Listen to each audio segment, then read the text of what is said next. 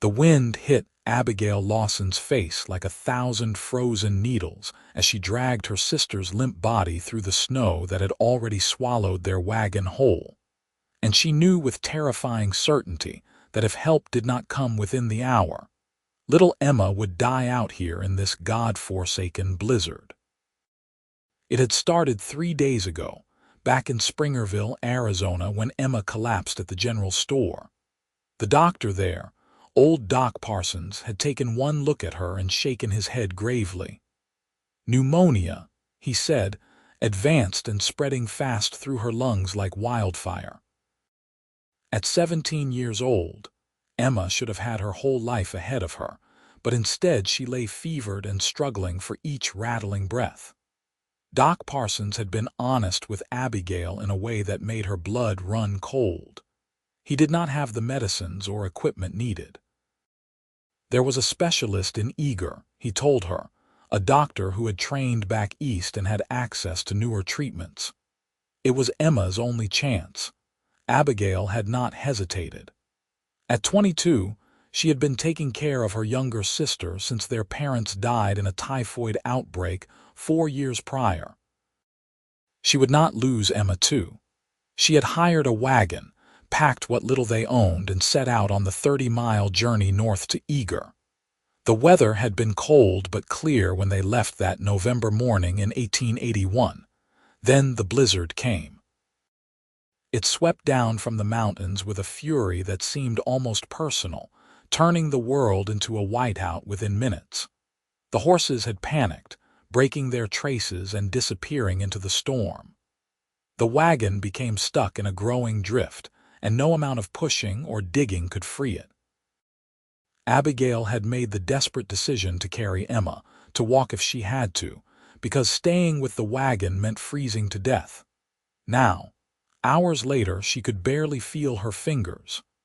Emma's weight, slight as it was, felt like an anchor pulling them both down into the snow. Abigail's lungs burned with each gasping breath of frozen air. She had wrapped Emma in every blanket they had, but her sister's lips were turning blue and her breathing had become shallow and irregular. "Please," Abigail whispered to the howling wind, to God, to anyone who might be listening. "Please do not let her die." She took another step forward and her boot caught on something buried beneath the snow. She fell hard, Emma tumbling from her arms. Abigail scrambled to pull her sister close again, but her own body was betraying her now. Her muscles would not respond properly. The cold had seeped so deep into her bones that even thinking felt sluggish and difficult. This is how it ends, she thought with distant horror. We are going to die out here. Then, through the screaming wind, she heard something. The sound of hoofbeats, heavy and steady, coming closer. Abigail tried to call out, but her voice was lost in the storm. She raised one arm, waving desperately, though she could barely see 10 feet in front of her face. The horse appeared like a ghost materializing from the white void, a massive bay gelding with frost clinging to its mane. The rider was a dark shape hunched against the wind, but he pulled up hard when he saw them. "Jesus Christ," the man said, his voice rough but clear even over the storm. He was off his horse in seconds, dropping to his knees beside them. "What in God's name are you doing out here?" "My sister," Abigail managed through chattering teeth. "She is dying. We need a doctor. Please." The cowboy did not waste time with more questions. He scooped Emma up in his arms as though she weighed nothing, then turned back to Abigail. "Can you stand?" "I think so." But when she tried, her legs buckled, strong arms caught her before she hit the ground. "All right, we are doing this together," he said. "Hold on to me." He helped her to his horse, a feat that seemed impossible given he was already carrying Emma. But he was strong, this stranger, with broad shoulders and arms like iron. He lifted Emma onto the saddle first, positioning her so she would not fall, then somehow got Abigail up behind her. Finally, with a grunt of effort, he swung himself up in front, reaching back to pull both women against his back. "Hold on tight to me," he commanded. "Do not let go no matter what happens." Abigail wrapped her arms around his waist, pressing Emma between them. She could feel the solid warmth of him even through his heavy coat, could feel the steady rise and fall of his breathing. It was the first time in hours she had felt anything besides the killing cold. The cowboy turned his horse and urged it forward into the blizzard. The animal responded immediately, pushing through drifts that came up to its chest. The rider guided them with absolute confidence, as though he could see clearly through the white chaos that surrounded them. "Where are you taking us?" Abigail called. "My ranch." "It is closer than town, and you will both freeze before we make it to Eager in this storm." He paused, then added, "Name is Mason Brennan. I own the triple bar spread about 2 miles south of here." "Abigail Lawson," she said. "This is my sister Emma. She has pneumonia. We were trying to reach the doctor in Eager." "Doc Mitchell is good," Mason said, "but first we need to get you both warm and alive. Storm like this, you were maybe 20 minutes from freezing to death." The words should have terrified her, but Abigail felt a strange calm settling over her now that they were moving, now that someone else was in control. She let her head rest against Mason's broad back and focused on holding Emma close, sharing what little warmth they had left. The ride felt endless. The wind tore at them, and the cold kept trying to steal inside their layers of clothing. But Mason kept the horse moving steadily, never wavering, his body acting as a windbreak for the two women pressed against him. Once, Abigail felt Emma convulse with coughing, and the sound of it, wet and harsh, made her stomach clench with fear. "She does not have much time," Abigail said, her voice breaking. "We are almost there," Mason replied. "Stay with me. Both of you stay with me." Then, like a miracle, buildings emerged from the storm. A barn first, then a house, both solid and real and promising shelter from the deadly cold. Mason rode right up to the house and dismounted, pulling Emma down into his arms. "Can you make it inside?" he asked Abigail. She slid from the horse and her legs nearly gave out again, but she forced herself to stay upright. "Yes." Mason kicked open the front door and carried Emma inside. The warmth hit Abigail like a wall, and she nearly wept with relief. A fire burned in the stone fireplace, filling the single large room with blessed heat. "Get her by the fire," Mason said, laying Emma on a thick bearskin rug near the hearth. "But not too close. We need to warm her slowly or it will shock her system." He moved with quick efficiency, stripping off Emma's wet outer layers and wrapping her in dry blankets that he pulled from a chest. Then he turned to Abigail. "You too. Out of those wet clothes or you will end up as sick as she is." Abigail's hands were shaking too hard to manage the buttons on her coat. Mason reached out and helped her, his fingers working quickly but carefully, his eyes focused on the task rather than on her. When he had her down to her dress, which was mercifully mostly dry, he wrapped a blanket around her shoulders and guided her to sit beside Emma. "I am going to make something hot to drink," he said. "Keep talking to her. Keep her connected to you." Abigail took Emma's cold hand in hers. Her sister's eyes were closed, her breathing rapid and shallow. The fever burned so hot that Abigail could feel it radiating from her skin. "Emma," she whispered. "Emma, I am here. We made it to shelter. You are going to be all right." But even as she said the words, she was not sure she believed them. Emma looked so small, so fragile, her face pale except for the hectic flush of fever on her cheeks.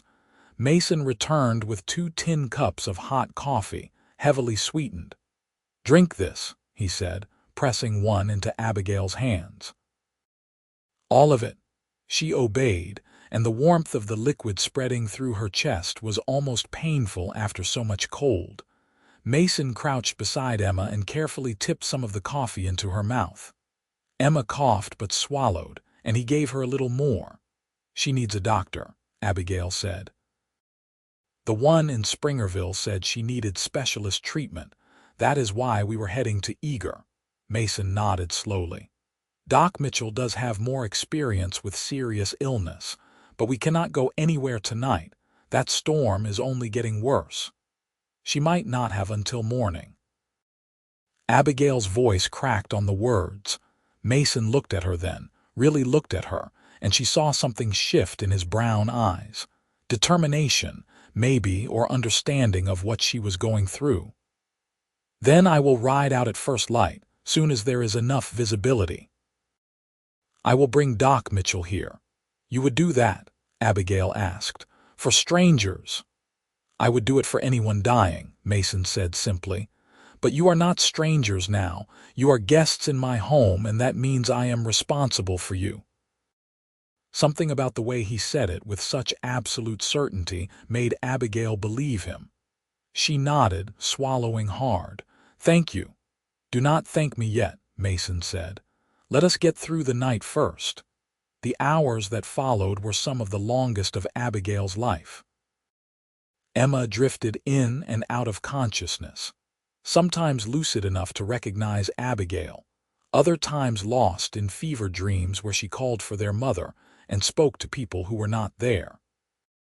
Mason helped Abigail care for her, bringing cool water to sponge her burning forehead, heating bricks to place by her feet to keep her circulation going, mixing honey into warm water for her to sip when she could swallow. He worked with a gentle competence that surprised Abigail. Most cowboys she had known were rough around the edges, more comfortable with horses and cattle than with nursing the sick. But Mason moved between tasks with quiet efficiency, always seeming to know what was needed before she asked.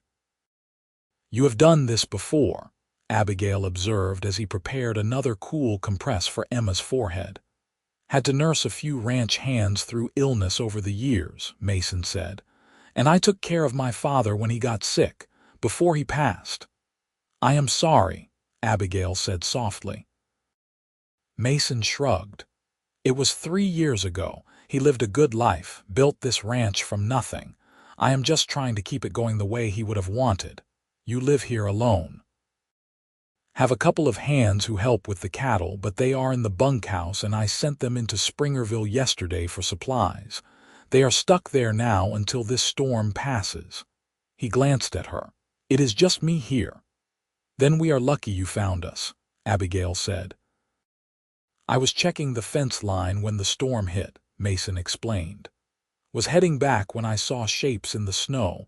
Thought maybe some of my cattle had wandered. Instead, I found you too. God's providence, Abigail murmured. Maybe so, Mason agreed. He sat back on his heels, studying Emma's flushed face. She is young. How old? 17. I am 22. We have been on our own since our parents died 4 years ago. That is a heavy burden for someone so young, Mason said quietly. Abigail felt a lump form in her throat. I am all she has. I cannot lose her. Mason reached out and placed one calloused hand over hers where it rested on Emma's shoulder. You are a good sister. She is lucky to have you fighting for her. The simple kindness of the gesture nearly undid her. Abigail had been holding herself together through sheer force of will, but now tears began to slip down her cheeks. She tried to wipe them away, but they kept coming. I am sorry, she said, embarrassed. I should not fall apart like this. You nearly froze to death trying to save your sister's life, Mason said. I think you are entitled to a few tears. He stood and disappeared into the kitchen area, returning with a clean handkerchief. Here. Abigail took it gratefully and dried her face. When she looked up, she found Mason watching her with an expression she could not quite read. There was concern there, certainly, but also something else. Something warm. You should try to get some rest, he said after a moment. I will watch over her for a while. I cannot sleep, Abigail protested. What if she takes a turn? Then I will wake you immediately, Mason promised. But you are exhausted and you will be no good to her if you collapse. Trust me to take care of her for a few hours." Abigail wanted to argue, but her body was betraying her. The warmth of the fire and the emotional toll of the day were dragging her down toward sleep, whether she wanted it or not. "You will wake me if anything changes." "I give you my word," Mason said solemnly. That was enough. Abigail curled up on the rug beside Emma, still holding her sister's hand, and let her eyes drift closed. When she woke, the room was filled with the gray light of early dawn, and Mason was crouched by the fire, stoking it to life. Abigail sat up quickly, her heart pounding. "Emma." "Still with us," Mason said. "Fever has not broken, but it has not gotten worse either. I have been getting water into her every hour or so." Abigail looked at him more closely. His eyes were red-rimmed with fatigue, and she realized he had stayed awake all night, watching over them both. "You did not sleep. Someone needed to keep the fire going," he said with a shrug. "Besides, I can catch up on sleep later. Right now I need to ride for the doctor." Abigail glanced toward the window. "Is the storm over?" "Mostly. Still snowing, but the wind has died down. I can make it to Eager now." "Thank you," Abigail said, meaning it with every fiber of her being. "Thank you for everything." Mason gave her a small smile, the first she had seen from him, and it transformed his face from stern to almost handsome. "Stay here and keep her comfortable. I will be back with Doc Mitchell as fast as I can ride." He pulled on his heavy coat and hat, grabbed his rifle from beside the door, and headed out into the cold morning. Through the window, Abigail watched him saddle a fresh horse, a big roan that stamped its feet impatiently. Then he swung up into the saddle and rode off toward the north, disappearing quickly into the swirling snow. Abigail turned her attention back to Emma. Her sister's breathing was still labored, each inhalation seeming to cost her tremendous effort.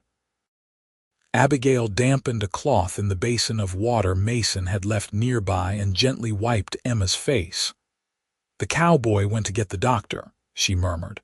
"You just have to hold on a little longer, Emma, just a little longer." The hours crawled by. Abigail kept herself busy caring for Emma, searching through Mason's kitchen for things to feed her sister when she was lucid enough to swallow. She found oatmeal and cooked it soft, mixing in some molasses she discovered in the pantry.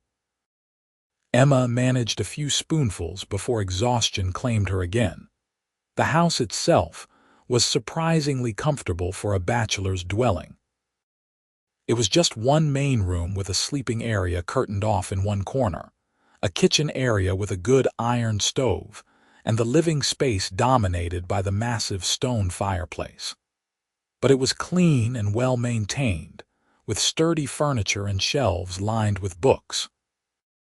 Abigail found herself curious about Mason Brennan, this cowboy who lived alone and read Shakespeare and knew how to nurse the sick. The sun was high in the sky, though barely visible through the continuing snow, when Abigail heard the sound of horses outside. She rushed to the window and saw Mason riding up with another man, older and gray-bearded, carrying a large black medical bag. The door burst open and the two men stamped inside, bringing a gust of cold air with them. "This is Doc Mitchell," Mason said, helping the doctor out of his coat. "Doc, this is Miss Abigail Lawson and her sister Emma." Doc Mitchell wasted no time on pleasantries. He went straight to Emma and began his examination, listening to her lungs with his stethoscope, checking her pulse and temperature, looking at her eyes and throat. His face grew increasingly grave as he worked. "How long has she been like this?" he asked. "The fever started 3 days ago," Abigail said. "Doc Parsons in Springerville diagnosed pneumonia. He said we needed to get her to you, that you had better treatments." "Doc Parsons was right to send you," Mitchell said. "This is severe. The infection is deep in both lungs." He opened his bag and began pulling out bottles and instruments. "I have a new treatment, a combination of medicines I learned about when I was back in New York last year. It is not a cure, but it can help fight the infection and make breathing easier. Will she live? Abigail asked, her voice barely a whisper. Doc Mitchell looked at her with kind but honest eyes. I cannot make promises, but she is young and she has made it this far. That counts for something. He turned to Mason. I am going to need boiling water, clean cloths, and your help holding her steady while I administer the treatments. Whatever you need, Mason said immediately. For the next 2 hours, Doc Mitchell worked over Emma with Mason and Abigail assisting. He gave her injections of medicine that made her cry out weakly in pain. He had them help turn her to drain fluid from her lungs, a procedure that left Emma coughing violently and spitting up thick mucus. He made her inhale steam infused with herbs that were supposed to open her airways. It was exhausting and frightening to watch, but gradually Abigail began to notice changes. Emma's breathing, while still labored, seemed to come a little easier. The flush in her cheeks faded slightly. When she opened her eyes, there was more awareness in them. Abby, Emma whispered. Abigail grabbed her hand. I am here, sweetheart. The doctor is helping you. I feel awful, Emma said, and despite everything, Abigail almost laughed with relief because it was such a normal complaint. I know, Abigail said, but you are going to get better now.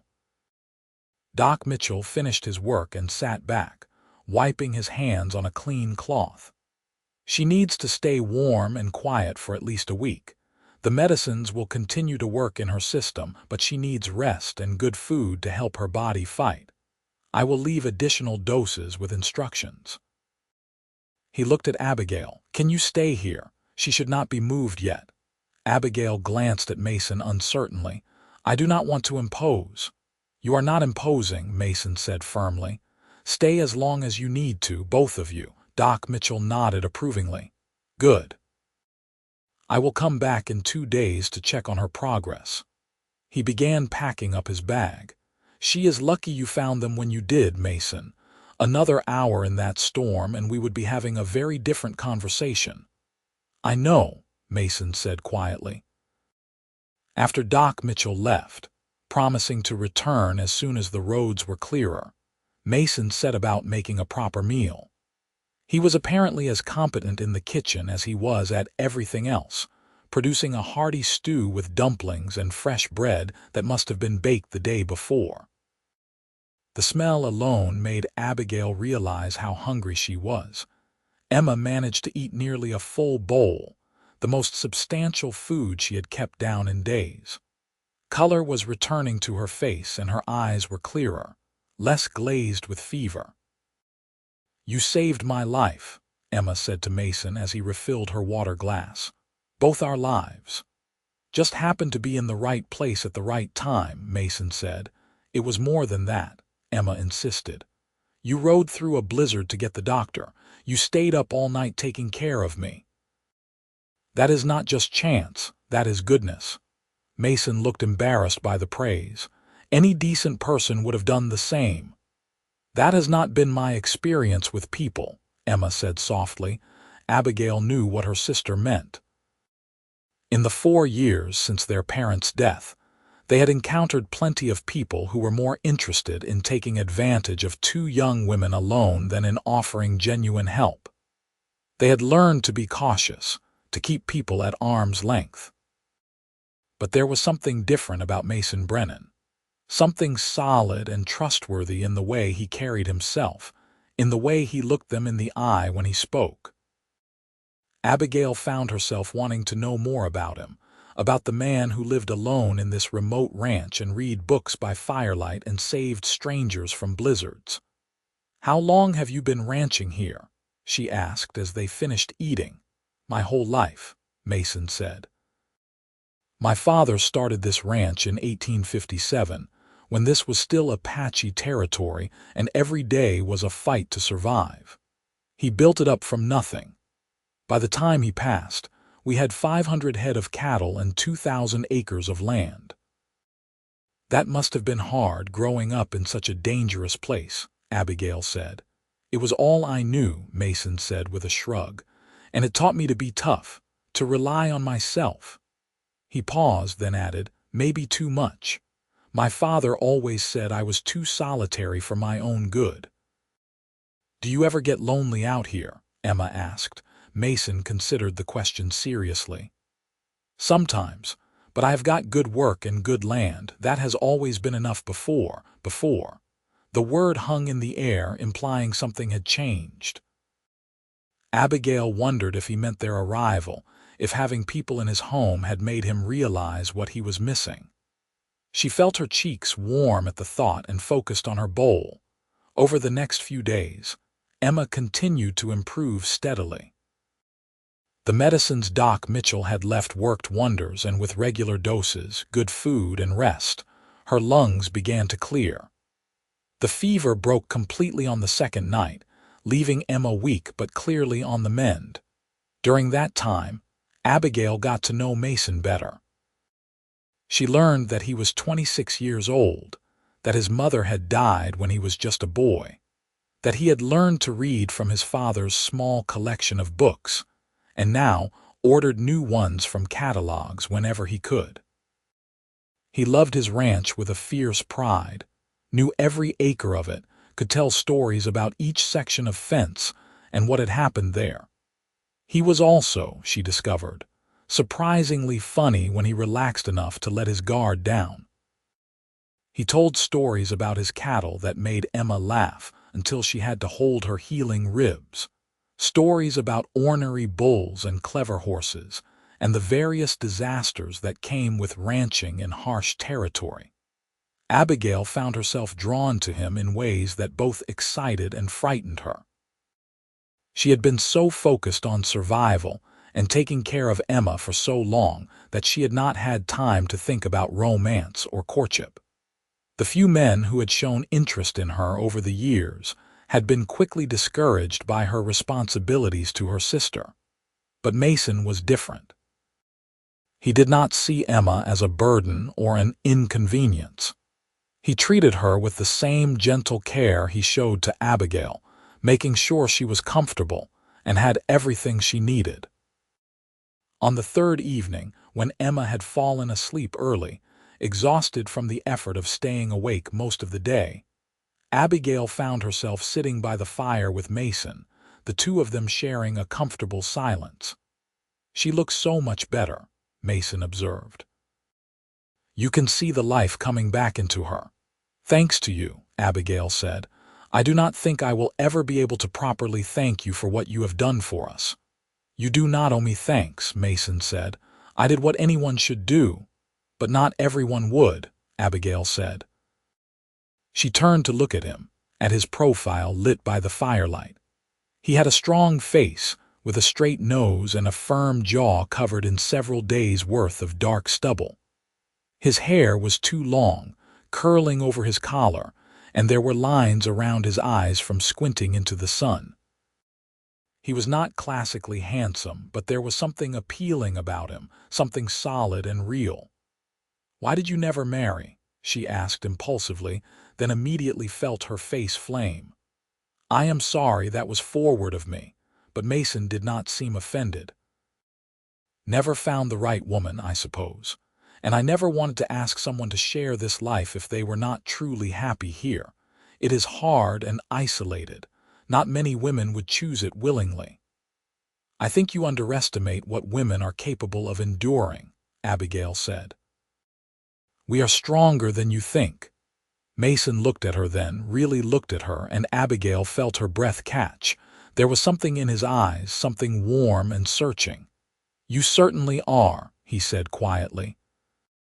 The strength it took to carry your sister through that blizzard, refusing to give up even when you should have been thinking about saving yourself. That is a rare kind of courage. I love her, Abigail said simply. What else could I do? Most people would have given up, Mason said. But you kept going. You fought for her. He reached out and gently tucked a strand of hair behind her ear, his fingers lingering for just a moment. That is remarkable. Abigail's heart was pounding so hard she was certain he must be able to hear it. "Mason," she whispered, not even sure what she wanted to say. "I know we have only known each other a few days," Mason said, his voice low and rough. "And I know this might not be the right time, but I cannot stop thinking about what it would be like if you stayed. Not just until Emma is well, but really stayed, here with me." Abigail stared at him, unable to quite believe what she was hearing. "You are asking me to stay." "I am asking if you might consider it," Mason said carefully. "I know it is fast, maybe too fast. But sometimes you just know when something is right, and this feels right to me." He took her hand in his palm warm and calloused against hers. "I have been alone a long time, Abigail. I thought I was content with it. But having you here, talking with you, watching you care for your sister with such devotion, it made me realize what I have been missing." "I feel it too," Abigail admitted, her voice shaking slightly. "This connection between us. I have never felt anything like it before." Mason's eyes lit up with hope. "Then stay. Both of you. Let me court you properly. And Emma can heal here and have a real home again." "She would like that," Abigail said, thinking of how Emma had responded to Mason's kindness, how she had visibly relaxed in the safety of his home. "We have been drifting for so long, never really settling anywhere. It would be good for her to have stability." "And what would be good for you?" Mason asked.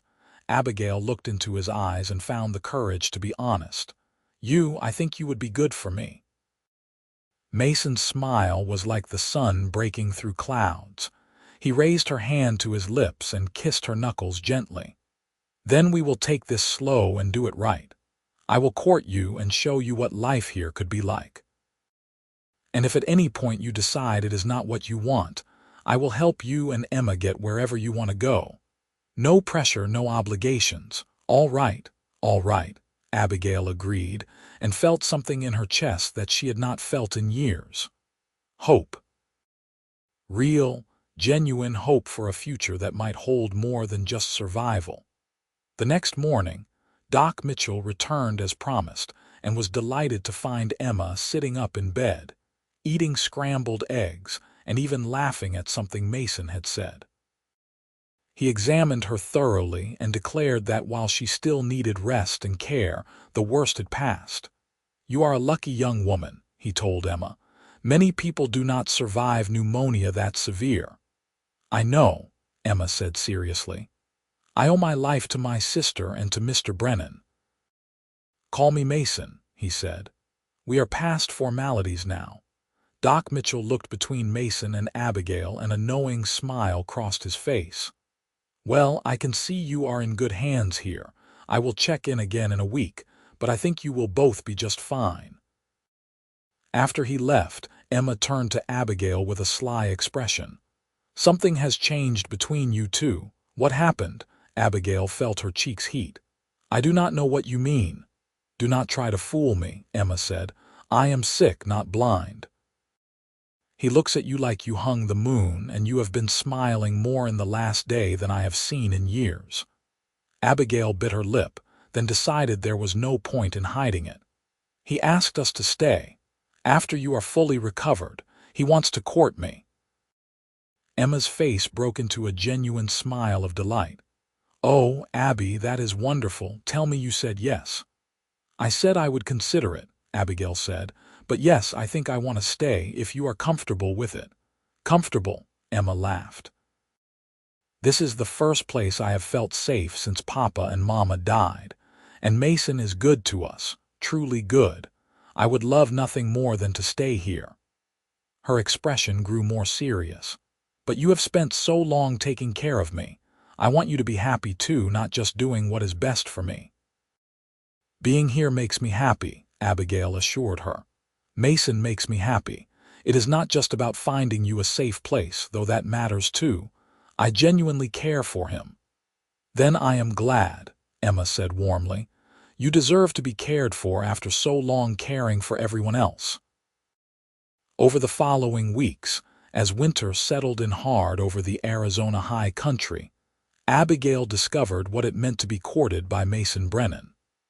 Despite the harsh weather and his ranch duties, he made time for her every day. He taught her to ride the gentler of his horses, a pretty mare named Daisy. He showed her around the property, pointing out the best views and the places where wildflowers would bloom in spring. He brought her small gifts, a book of poetry from his collection, a pretty stone he had found that caught the light. He was also unfailingly patient and respectful. He never pushed for more than she was ready to give, never made her feel pressured or obligated. When he kissed her for the first time, standing in the barn while snow fell softly outside, it was sweet and gentle and made her feel cherished in a way she had never experienced before. Emma continued to recover, growing stronger each day. By the time January arrived, she was well enough to help around the house, insisting that she needed to earn her keep even though Mason told her repeatedly that she was a guest and owed him nothing. But Abigail understood her sisters' need to be useful after weeks of being helpless, so they worked together to clean the house thoroughly, to cook proper meals, to bring a woman's touch to the bachelor dwelling. Mason's ranch hands returned from Springerville once the worst of the winter storms had passed. Two men named Joe and Dutch who were rough around the edges but respectful and hard-working. They accepted the presence of the two women with easy grace and even seemed pleased that their boss might finally have found someone. Been telling him for years he needed a wife, Joe confided to Abigail one afternoon. Man cannot live alone forever. Not healthy. We are just courting, Abigail said, though her heart fluttered at the word wife. Give it time, Joe said with a knowing wink. I see the way he looks at you. That is a man in love. Was Mason in love with her? Abigail found herself wondering about it constantly. She knew she was falling in love with him, with his quiet strength and unexpected gentleness, with the way he cared for everything and everyone around him. But did he feel the same depth of emotion? She got her answer on a clear, cold evening in late February. Mason asked her to walk with him after dinner, bundled against the cold. They walked out to the corral fence and stood looking at the stars that blazed overhead in the crystalline air. My father used to say that the stars were clearest on the coldest nights, Mason said. That sometimes the hardest times give you the best view of what really matters. That is beautiful, Abigail said softly. Mason turned to face her, taking both her hands in his. Abigail, I know it has only been a few months since we met. I know that by most standards this is too fast. But I am 30 years old and I have met a lot of people in my life, and I have never felt about anyone the way I feel about you. Abigail's heart was racing. Mason, let me finish, he said gently. You are brave and smart and caring. You make me laugh. You make this house feel like a home instead of just a place I sleep, and I cannot imagine my life without you in it anymore. He took a deep breath. I love you, Abigail Lawson. I think I started falling in love with you the moment I saw you in that blizzard, refusing to give up on your sister. And I have been falling deeper every day since. Tears pricked at Abigail's eyes. I love you too, she whispered. So much it frightens me sometimes. Mason's face broke into the widest smile she had ever seen from him. He pulled her close and kissed her deeply, and Abigail felt warmth spread through her entire body despite the freezing air. When they finally pulled apart, Mason reached into his coat pocket and drew out a small box. This was my mother's, he said, opening it to reveal a simple gold ring with a small diamond. I know it is not much, but it meant the world to my father and to me. Abigail, will you marry me? Will you be my wife and let me spend the rest of my life making you happy? Yes, Abigail said through tears of joy. Yes, 1,000 times yes. Mason slipped the ring onto her finger and it fit perfectly as though it had been made for her. Then he lifted her off her feet and spun her around, both of them laughing like children.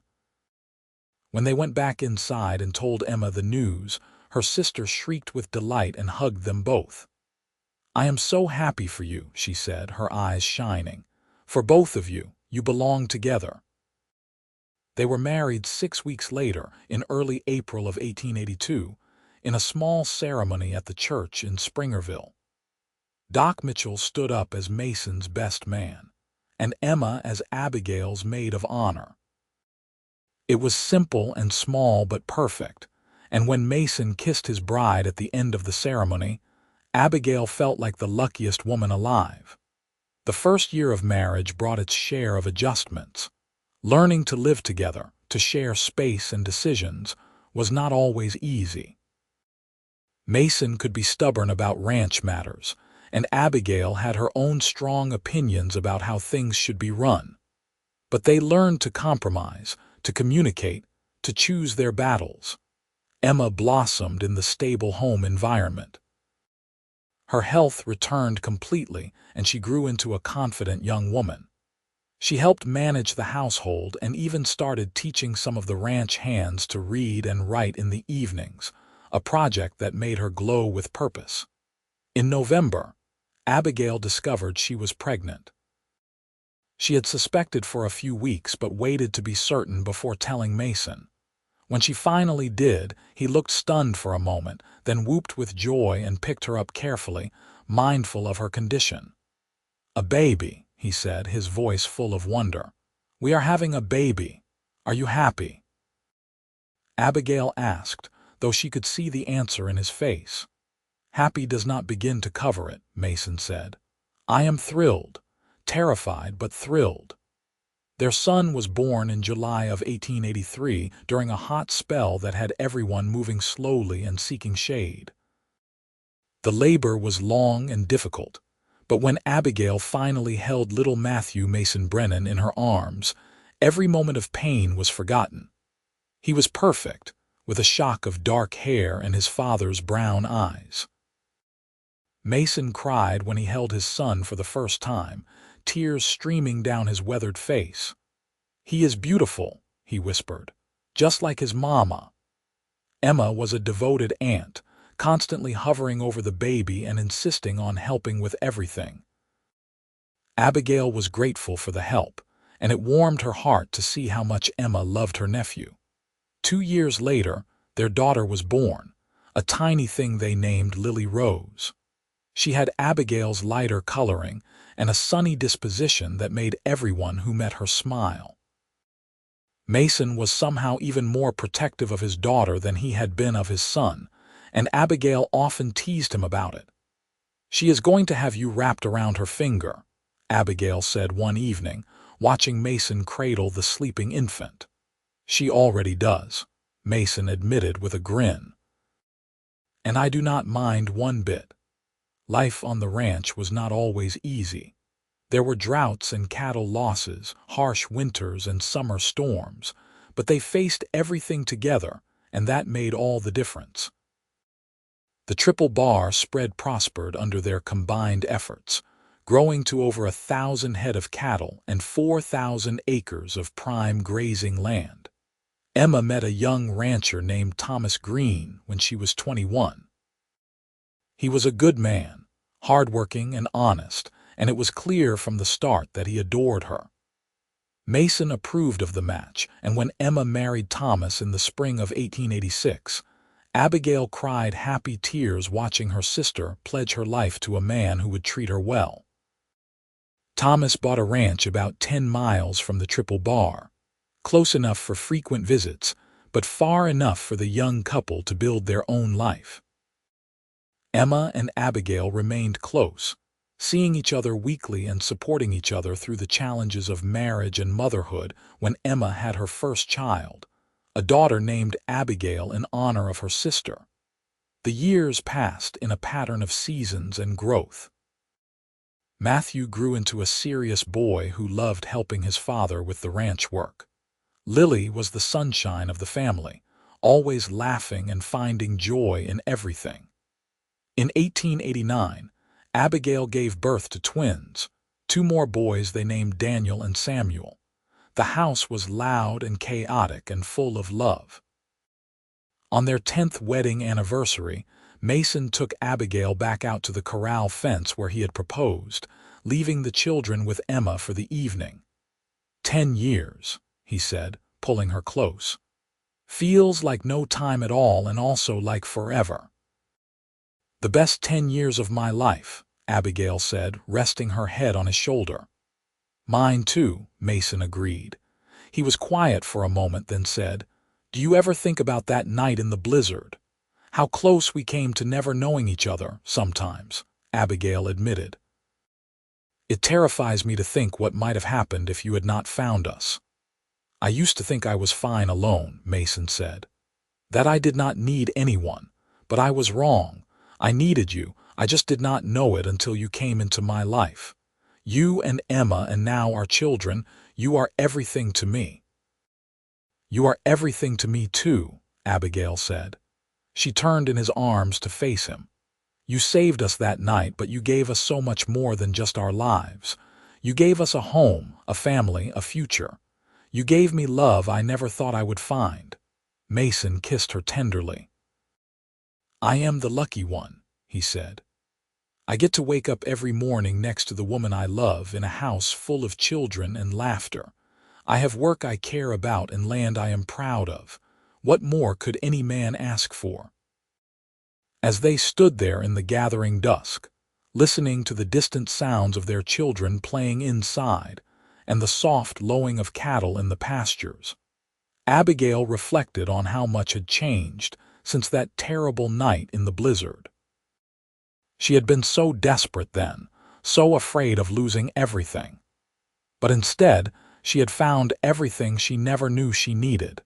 The years continued to roll by in a steady rhythm of seasons and celebrations. Matthew grew into a tall, strong young man who took over more and more of the ranch operations, working side by side with his father. Lily became a lovely young woman with her mother's grace and her father's determination. The twins were wild and rambunctious but good-hearted boys who kept everyone laughing.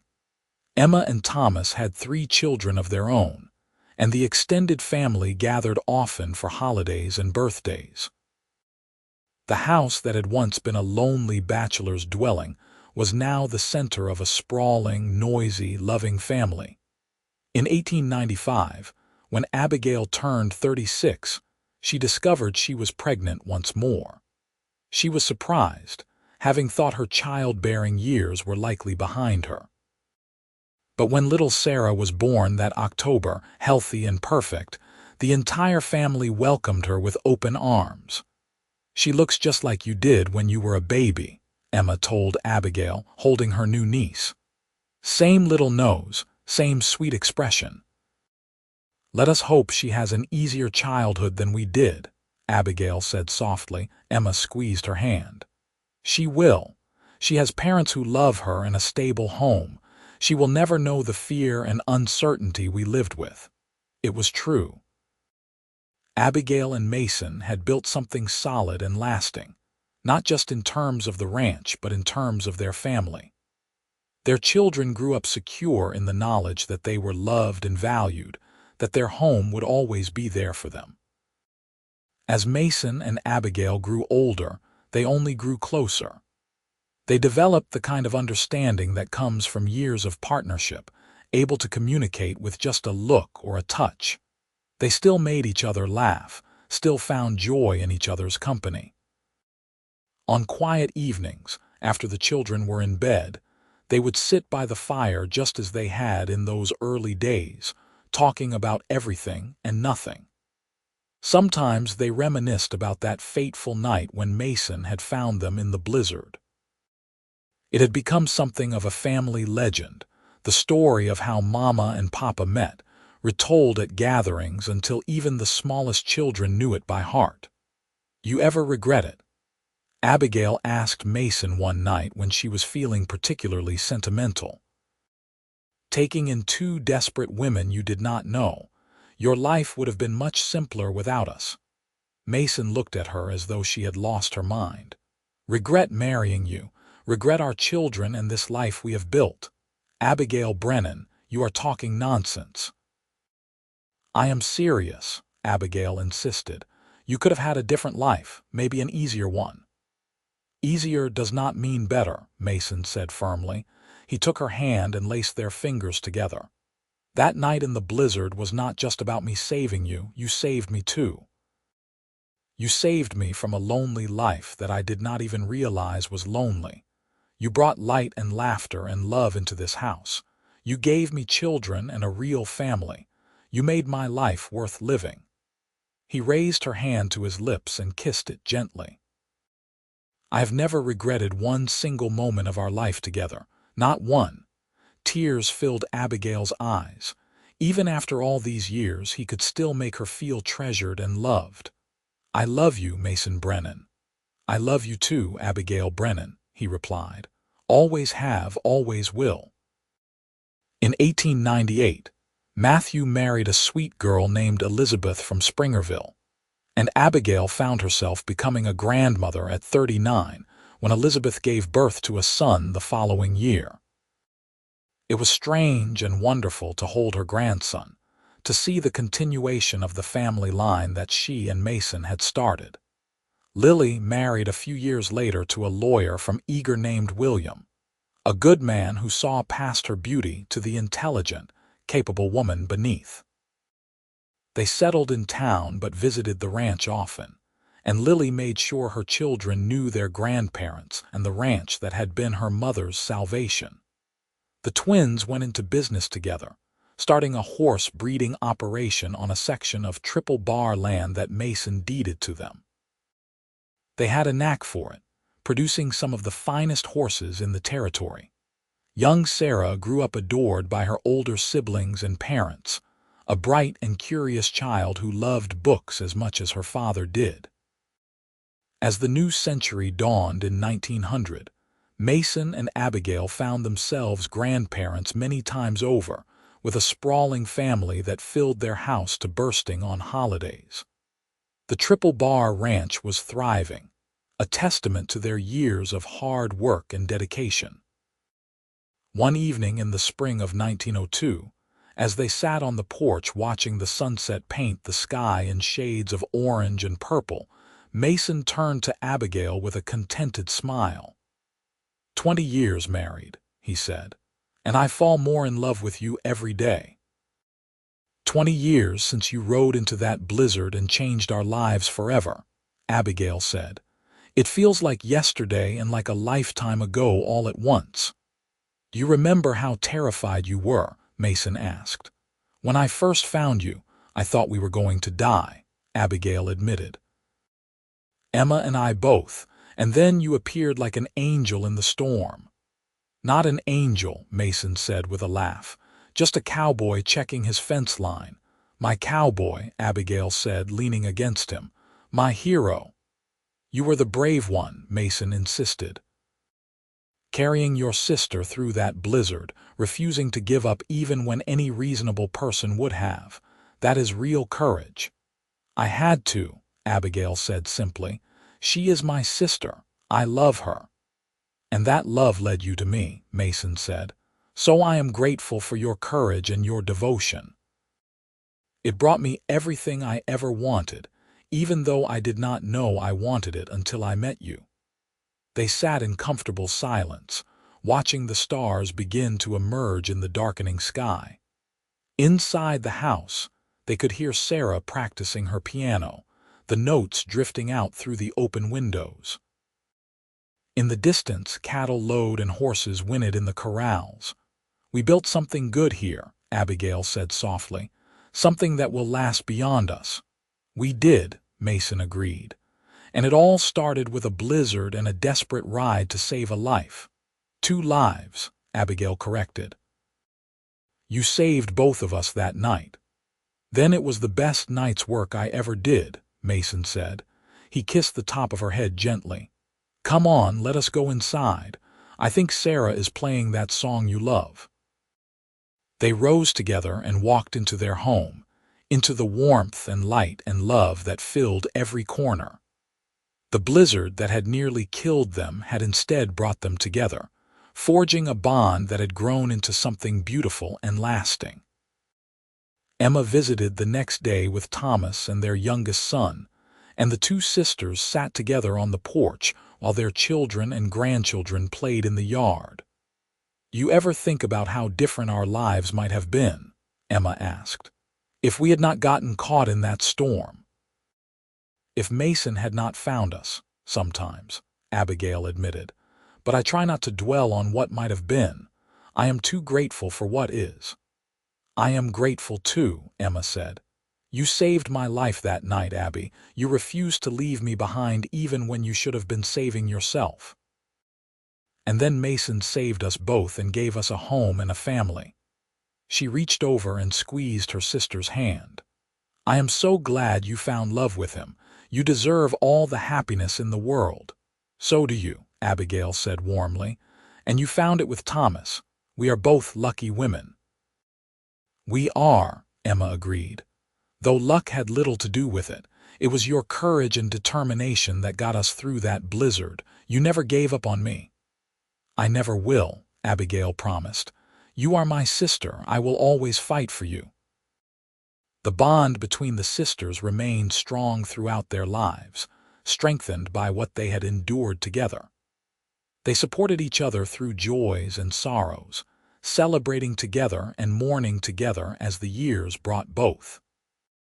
As Mason and Abigail grew older, they watched with pride as their children built lives and families of their own. The Triple Bar Ranch continued to prosper under Matthew's capable management, though Mason stayed involved as long as his health allowed, unable to completely give up the work he loved. In 1910, on their 28th wedding anniversary, Mason surprised Abigail with a trip to Santa Fe. It was the first time they had left the ranch together in years, and Abigail felt almost giddy with the adventure of it. They stayed in a hotel, ate in restaurants, and walked through the streets like young lovers. "I should take you away more often," Mason said as they watched the sunset from their hotel window.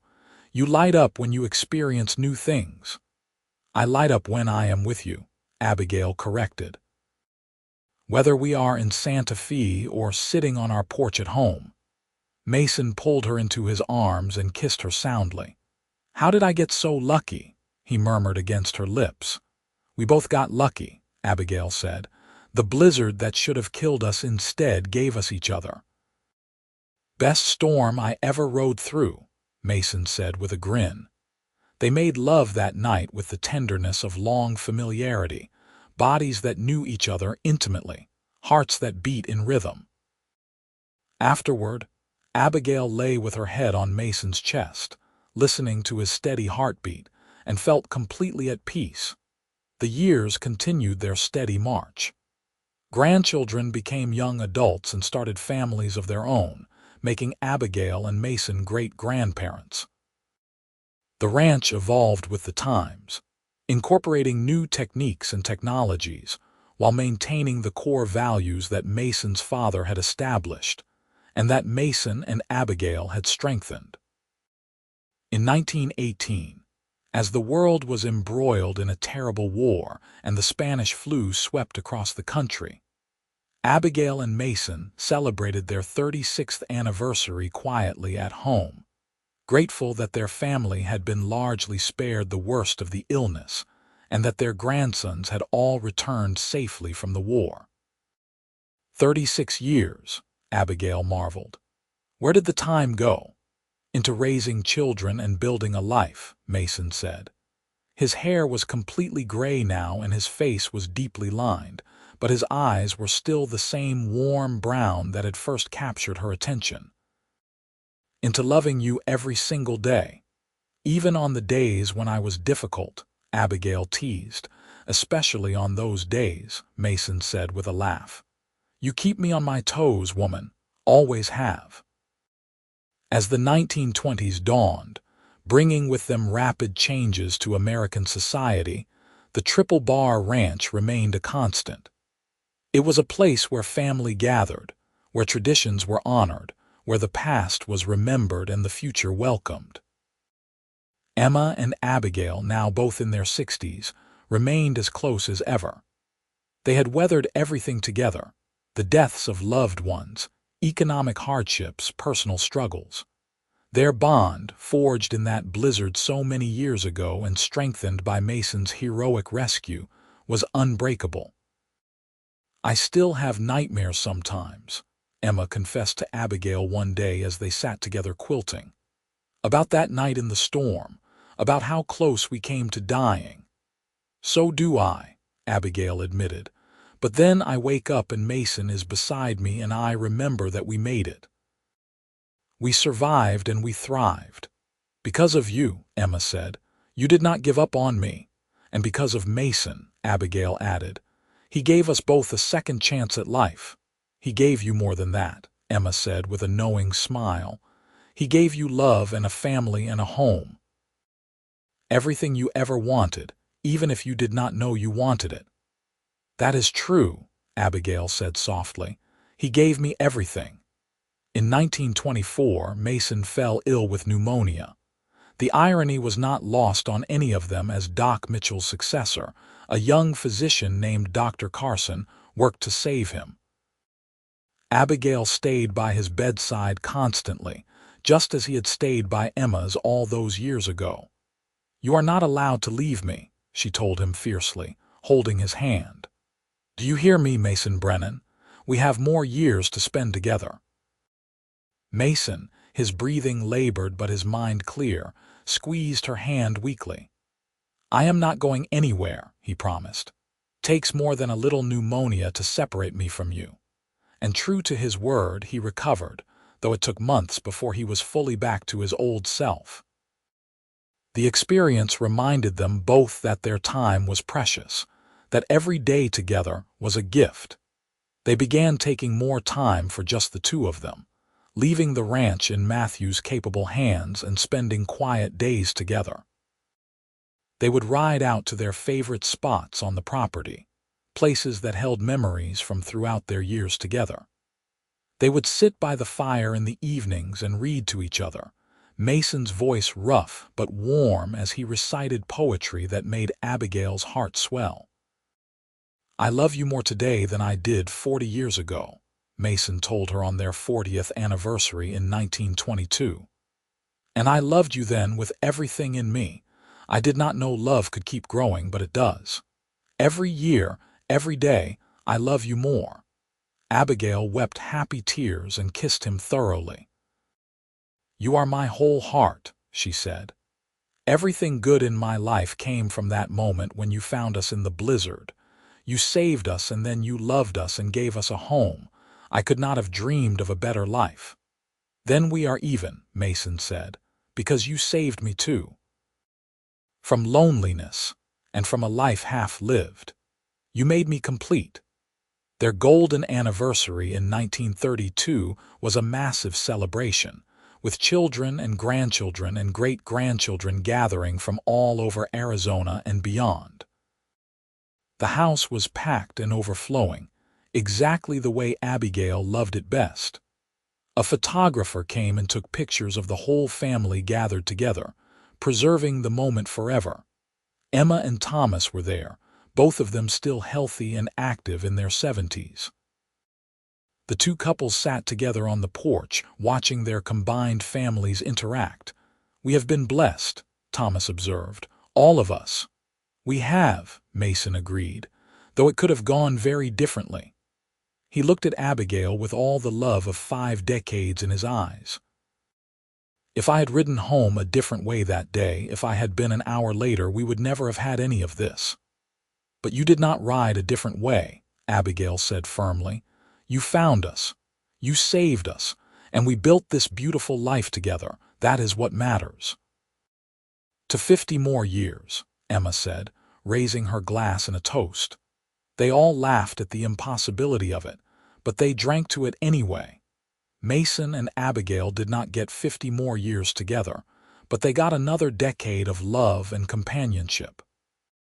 They grew old together gracefully, supporting each other through the aches and pains of aging, celebrating their victories and comforting each other through their losses. Mason passed away peacefully in his sleep in 1942, at the age of 82, with Abigail beside him. He simply did not wake up one morning, his long and full life coming to a quiet end.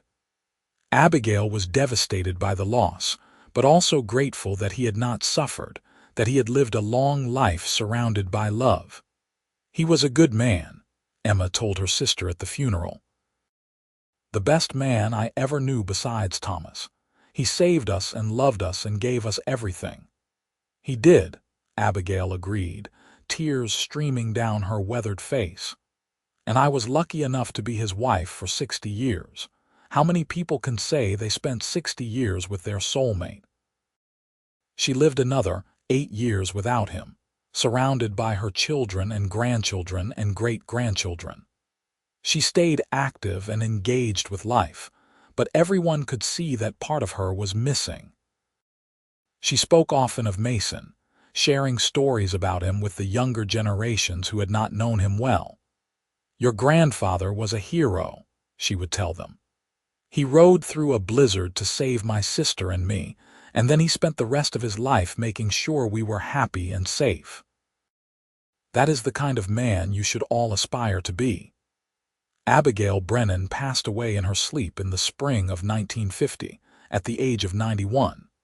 She was laid to rest beside Mason on a hillside overlooking the Triple Bar Ranch, the land they had loved and nurtured for so many years. At her funeral, Emma, now 90, stood before the assembled family and told the story one more time. The story of the blizzard and the dying sister and the cowboy who rode them both through the storm to safety. The story of how desperate circumstances led to a love that lasted a lifetime and created a legacy that would continue for generations. "My sister was the bravest person I ever knew," Emma said, her voice strong despite her age. "She refused to let me die in that blizzard. She carried me when she should have been saving herself. And when Mason Brennan found us and saved us both, Abigail had the wisdom to see not just a rescuer but a partner, a soulmate, a man worth building a life with." She looked out at the crowd of descendants, dozens of people whose very existence could be traced back to that fateful night. "All of you are here because two people refused to give up and because one man had the courage and compassion to help strangers in need. Remember that. Honor that. Live your lives with the same bravery and love that they showed." The Triple Bar Ranch remained in the family, passed down through the generations, each one adding their own chapter to its story. But at its heart, at the foundation of everything, was the story of the blizzard and the cowboy and the sisters who survived. It was a story of desperation turned to hope, of rescue leading to love, of a chance encounter that changed 3 lives forever. It was a story of the Old West, where people lived hard lives and faced harsh realities but could still find moments of grace and beauty. Most of all, it was a love story. The love between sisters that refused to surrender to death. The love between a man and a woman that grew from gratitude to respect to a passion that burned steady and true for 60 years. The love of family that expanded to include children and grandchildren and great-grandchildren, creating a web of connection that would last long after the original players had passed. The blizzard had been terrible and the circumstances desperate, but from that darkness came light. From that brush with death came abundant life. And from that chance meeting came a love story for the ages, one that would be told and retold, inspiring future generations to believe in the power of courage, compassion, and love. Mason Brennan had been just a cowboy checking his fence line when he found 2 dying women in a blizzard. He could have done the minimum, could have pointed them toward town and wished them luck. Instead, he had opened his heart and his home, and in doing so, he had found everything he never knew he was searching for. Abigail Lawson had been just a desperate woman trying to save her sister's life. She could have given up in the face of impossible odds. Instead, she had kept fighting, and in doing so, she had found not just survival but a love and a life beyond her wildest dreams. They had saved each other in that blizzard in ways that went far beyond physical rescue. They had given each other purpose and partnership, passion and peace. They had built something beautiful together, something that would endure long after they were gone. And it had all started with one cowboy riding through a storm, refusing to leave two strangers to die in the snow. One moment of compassion that changed everything. One act of heroism that blossomed into a lifetime of love. That was the legacy of Mason and Abigail Brennan. Not just the ranch they built or the family they created, but the example they set. An example of what it means to be brave in the face of danger, to be kind in the face of need, to be loving in the face of difficulty. An example of how the greatest love stories often start in the most unexpected ways, and how choosing compassion over convenience can change not just your own life, but the lives of everyone who comes after. The blizzard that should have been an ending became a beginning. The death that seemed inevitable became a life fully lived. And the cowboy who happened to ride by at just the right moment became the hero of a love story that would be remembered for generations to come. In the end, that is what mattered most. Not the harsh realities of frontier life or the difficulties they faced, but the love they shared, and the family they built, and the example they left behind. Mason and Abigail Brennan had loved deeply and well, had lived with purpose and passion, and had created something that would last long after they were gone. That was their triumph. That was their legacy. That was the true story of the blizzard, the dying sister, and the cowboy who rode them both to safety, and in doing so, found his own salvation in the form of a love that would last forever.